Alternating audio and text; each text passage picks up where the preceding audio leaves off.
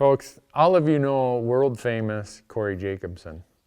He's here at my house right now, giving me elk calling lessons, because when we hunted together in the episode you watched, Corey realized, I think I better do the calling. Randy might have found where these elk are, but I'm going to take over from here. So, anyhow, thanks for being here, Corey. Oh, thanks for having me. Yeah. Just to set the record straight, Randy actually called in all the elk that you saw because he put me out in front with the bow and he was back with the calls. So no, we'll debate that. Right now we have a running contest. Whoever wins that debate owes the other guy a Dairy Queen Blizzard. we both win. But anyhow, Corey, in this episode, there's really two components, I think, to elk hunting, no matter what season it is. Knowing where to find elk. And we've covered that in depth. You can go out to the Elk Talk playlist that we have on YouTube, and we go through how to find elk and where to find them in each of the 5 seasons of early season, pre-rut, peak rut, post-rut, and late season. But once you find them, then you got to fire up the band. If it's during the peak rut or the pre-rut, yeah, definitely. Yeah. And that's, you know, for me, it's all about calling elk. I love hunting that time of year and that vocal interaction.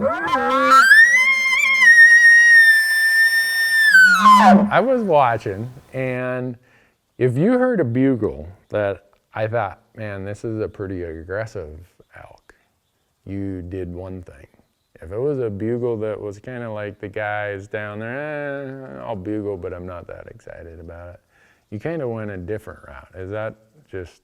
You know, I really think every situation's different. And I think more so than learning how to do something, it's important to learn why to do it. And that way you can adjust each time. And so, you know, we'd get a timid bull maybe answer us down in the bottom, and we needed to make sure we didn't bump him out of there. So going in quietly and timidly until we got close and then getting aggressive.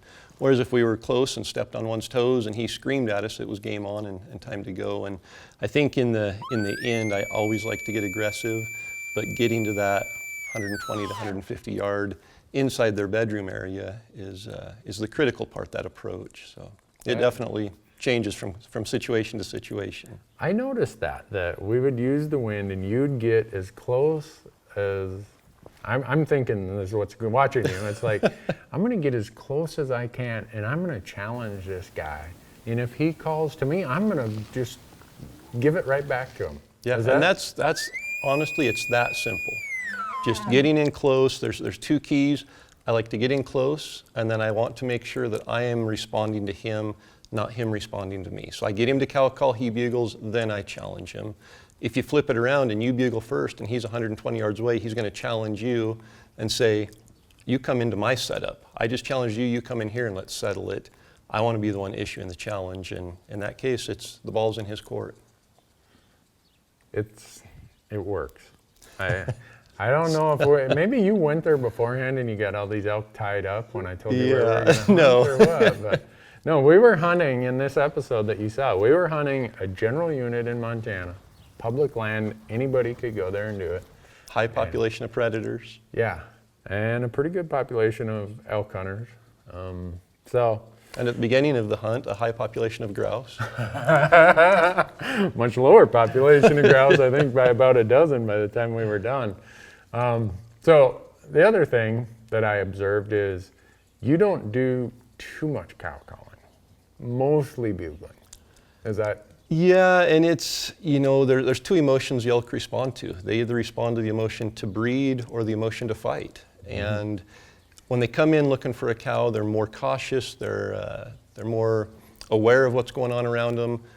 When you trip that trigger and release the adrenaline and the testosterone and they want to fight, they come in with their eyes rolled back. They aren't thinking about danger. They're coming in looking to fight. And so I try really hard to get them to that point because I need all the advantage I can get. I need all the advantages. Okay, we'll buy that for a second. So some of the viewers are probably thinking, well, I'm not a world champion caller. I've not been calling all my life. I'm working at it. I'm getting better. Is it more about what they say, or is it more about reading the tone and the I guess, mood of the bull. And even a bad caller, if he does the right thing, can get a bull to respond versus someone who might be the best caller in the world, but doesn't quite understand the interaction. For sure. No, and I will hunt all day with somebody who understands elk over somebody who can call good, because there's a difference. I've hunted with several world champion elk callers, and some of them aren't great elk hunters. Some of them are really good elk hunters, but then I've hunted with others who sound horrible with a bugle, and I will take them all day long because they know what to do, they know how to do it, and they get the job done. And it's more in my mind how you say it rather than what you say. Yeah. And it's not, quality doesn't count near as much as just that emotion and saying the right thing at the right time. Okay, so now people watch the episode, they've heard us just touch on a few little pieces of calling. And a lot of you emailed me when this aired on TV and said, well, Randy, it's great, but I got a long ways to go in my elk knowledge or my calling knowledge. Corey has put together, what do you call it? The University of Elk Hunting. Yep. He let me look at it before it got released, and I'm like, you're only selling this for that amount of money? I've been hunting elk for 25 years, and I'd pay a lot more than what you're asking. But where can they go to elk101.com? Yeah, just elk101.com/online course.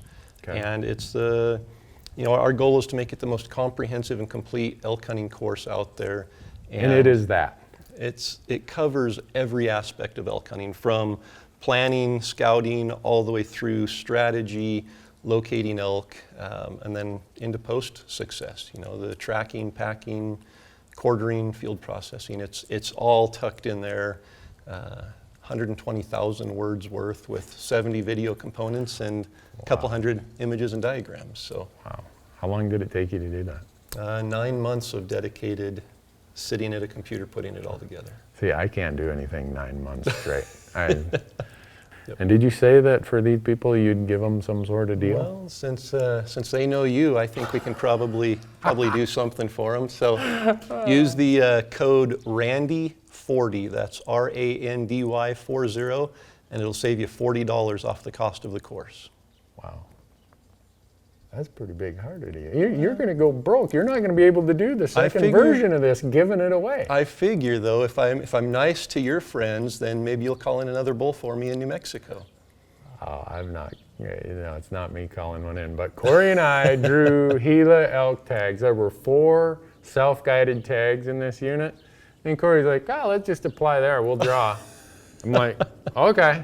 And we drew. So it didn't go quite like that, but we did draw. And I'm a little disappointed though ahead of time because there's no grizzly bears. Nope.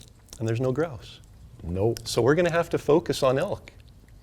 Well, I don't know if my mind can stay focused I was going to on say elk for that 7 long. days of focus without a grouse distraction.